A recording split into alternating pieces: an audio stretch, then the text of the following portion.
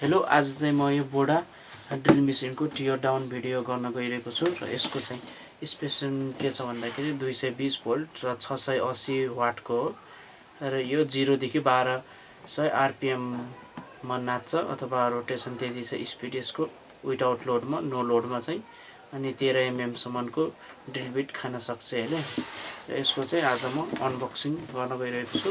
Unboxing भन्नाले पनि यसको टियर डाउन यसको बिट र म सबै खोलेर देखाउँछु के छ यसमा हेरौँ।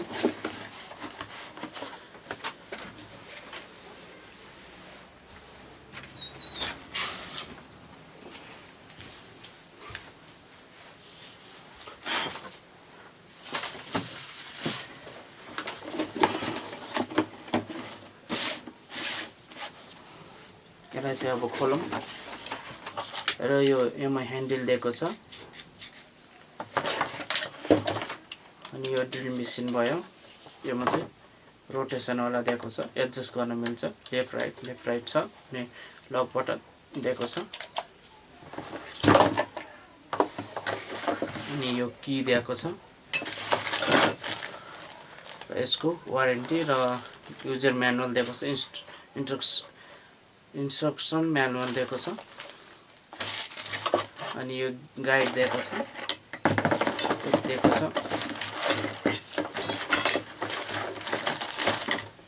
र यो 1200 आरपीएम मा टेन्सन रोटेसन गर्ने भएको कारणले यो चाहिँ यसको टर्क चाहिँ बढी छ। यसो हामीले यसलाई घुमाउँदाखेरि पनि एकदम धेरै हार्ड छ भन्नाले यो चाहिँ खास गरी हाम्रो ठुलठुला हेभी इक्विपमेन्टहरु ड्रिल गर्न लागेपछि युज गरिन्छ। यसको टर्क बढी छ, स्पिड कम भयो भने टर्क बढी छ र यो सेल्फ ट्यापिङ स्क्रूहरुलाई र थ्रेडहरु खोल्नको लागि एकदम बेस्ट छ यो।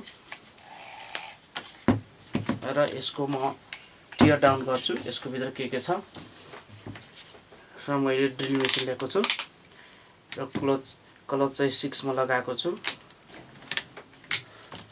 गियर चाहिँ 1 मा र यसलाई अब टियर डाउन गर्दै छु, ओपन गर्छु।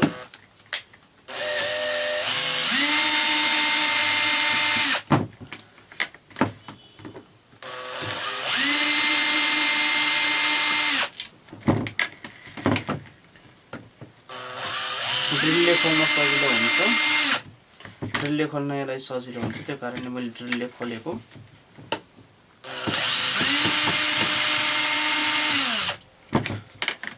र यसको भित्र के छ सबै हामीले हेर्ने छौं।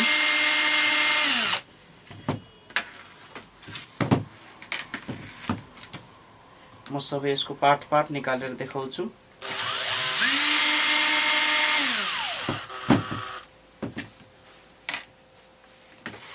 र म चक पनि निकालेर देखाउँछु। यो 13 एमएम वाला चक दिएको छ।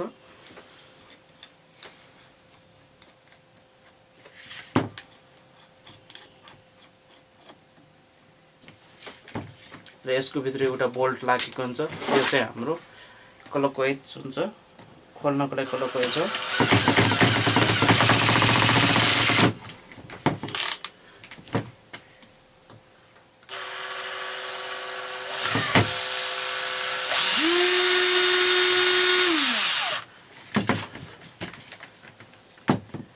भित्रको नट निकालिसकेको छ र यसलाई यो चाहिँ हाम्रो एन्टी क्लकवाइज नर्मल थ्रेड जस्तै हुन्छ। यसलाई फोर्सली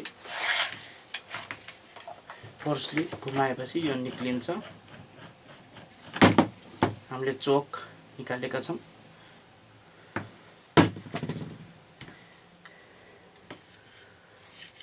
र यताको बोल्ट खोल्छौं हामी। अब चाहिँ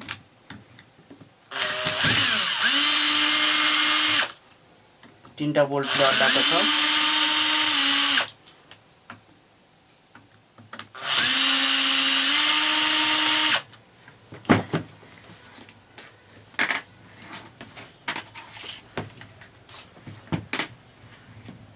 यसलाई हल्का ट्विस्ट गरे जसरी गियर देख्न सक्छौं हामीले। गियर यो गियर तीनटा गियर लागेको छ, एउटा चाहिँ आर्मेचर, एउटा चाहिँ आइडियल र एउटा चाहिँ यता चोकतिर लागेको गियर छ। हामी यसलाई पनि बिस्तारै पुस गरेर तान्छौँ।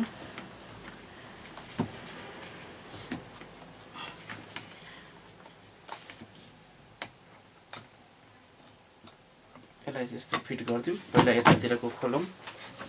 यतातिर खोल्नको लागि चाहिँ हामीले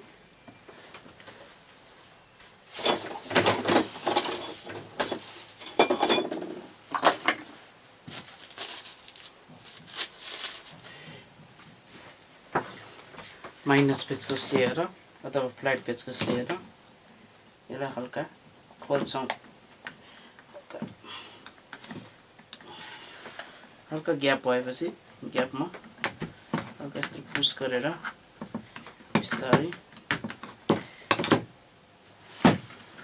सबै बोल्ट खोलिसकेको छौँ। त्यही कारण खोल्ने। यदि बोल्ट खोलेको छैन भने खोल्नु होला।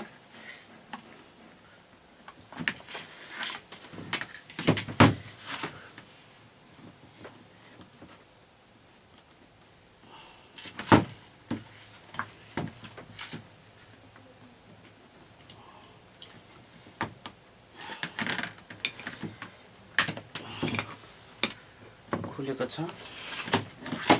यहाँनिर स्विच दिएको छ।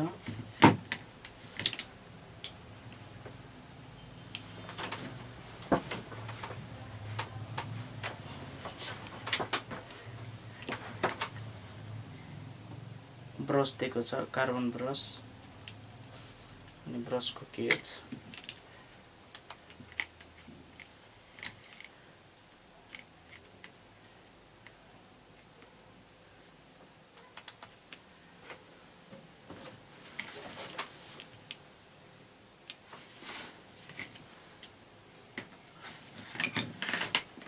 अनि यतातिर पनि ब्रस दिएको छ।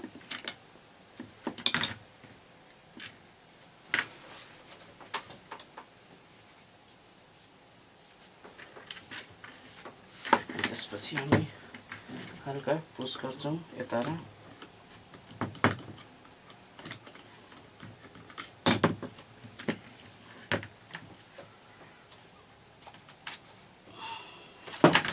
यो गियरलाई निकालेर यतातिर राखौँ।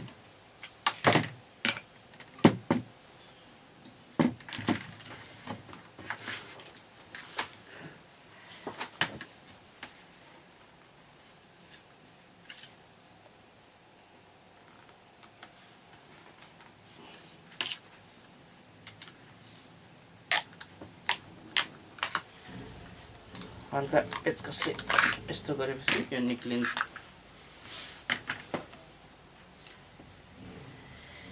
यो निक्लेको छ।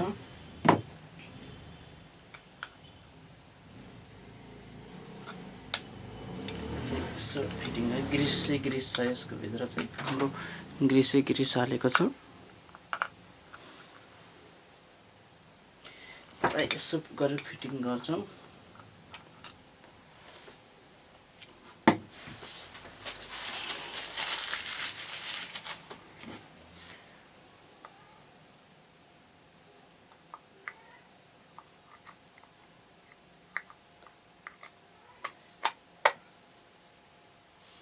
हाम्रो फिटिङ भएको छ र यता र यसको रेसियो चाहिँ मैले क्याल्कुलेसन गरिसकेको छु र यसको चाहिँ 30:1 रेसियो छ।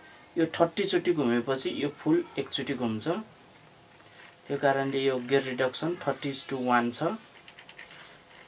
र यो गियर बक्स चाहिँ मैले एउटा नयाँ प्रोजेक्टमा टर्क बढाउनको लागि, स्पिड इन्जिनबाट टर्क बढाउनको लागि, यतातिर टर्क बढाउनको लागि युज गर्नेछु।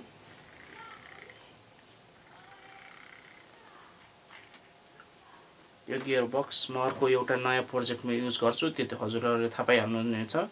यो ड्रिल मेसिनको गियर बक्स यो राम्रो रहेछ गियर बक्स। अरू थप अब यो चाहिँ अब हजुरको आर्मेचर पर्यो। आर्मेचर पर्यो। यो चाहिँ फिल्ड कोइल। यहाँनिर चाहिँ फिल्ड कोइल लागेको छ। यो चाहिँ फिल्ड कोइल लागेको छ हजुरको। यहाँ चाहिँ स्विचको डायग्राम पनि देखाएको छ। स्विचको डायग्राम कसरी जोड्ने, कस्तो हिसाबले जोड्ने भनेर पनि सबै देखाएको छ। र सब कपर म भनेको यो बोडा कम्पनीको हो। राम्रो चाइनामा बन्छ भन्न त, तर राम्रो छ, बिल्ड क्वालिटी राम्रो छ, फ्रेमिङ पनि राम्रो छ, हेभी ड्युटी कामको लागि हो यो चाहिँ। यसमा चाहिँ कार्बन सेट पनि आउँछ नयाँ, र यसमा चाहिँ नयाँ भएको कारणले केही छैन, यो नयाँ चाहिँ छ। अनि यो छ, यिनी सबै मैले नयाँ एउटा प्रोजेक्ट गर्दैछु, त्यो प्रोजेक्टमा म युज गरेर हजुरलाई देखाउने छु। र आजको लागि चाहिँ यही नै छ टियर डाउन भिडियो। यही छ। र यो खास गरी मलाई यो गियरबक्स चाहिएको हो। गियरबक्स चाहिँ म एउटा नयाँ प्रोजेक्ट गर्दैछु, त्यो प्रोजेक्टको लागि मैले खास लिएको हो। र यता 30 चोटि रोटेसन गरेपछि यता एकचोटि घुम्छ, अथवा 3000 चोटि रोटेसन गरेपछि यतातिर चाहिँ हजुरको 100 चोटि मात्र घुम्छ। मैले यो प्रोजेक्टमा युज गर्छु। ल हवस् त, आजको भिडियोमा चाहिँ यति। यसको बोडा कम्पनीको ड्रिल मेसिनको टियर डाउन भिडियो थियो।